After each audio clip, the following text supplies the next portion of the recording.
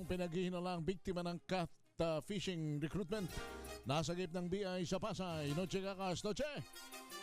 Kaya Hendrian ay iligtas ng Bureau of Immigration ang 8 individuals na umunoy biktima ng catfishing recruitment sa Ninoy Aquino International Airport sa lungsod ng Pasay.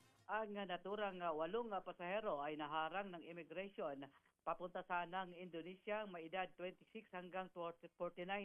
Sinabi ng mga biktima sa mga otoridad na sila ay maglalakbay patungong Indonesia para sa 5 araw na leisure trip kasama ang mga dating katrabaho mula sa isang call center sa Makati. Ngunit sa patuloy na pagtatanong, lumitaw na ang mga hindi pagkakapare-pareho sa kanilang mga salaysay, kabilang ang kanilang hindi pagkakilala sa isa't isa. Kalaunan, nalaman ng mga otoridad na ang mga pasahero ay talagang inimbitahan na magtrabaho sa Indonesia na pinangakuan umano ng sweldo na sa pagitan ng 1,000 at 1,500 US dollars.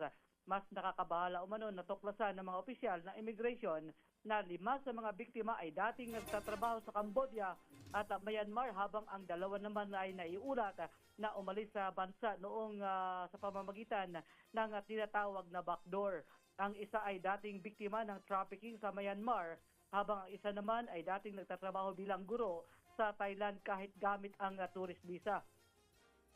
Dahil dito, nagbabala si BI Commissioner Joel Anthony Biado sa modus na catfishing recruitment na naglalagay sa mga Pilipino sa peligro sa mga naaakit sa alok na trabaho sa ibang bansa.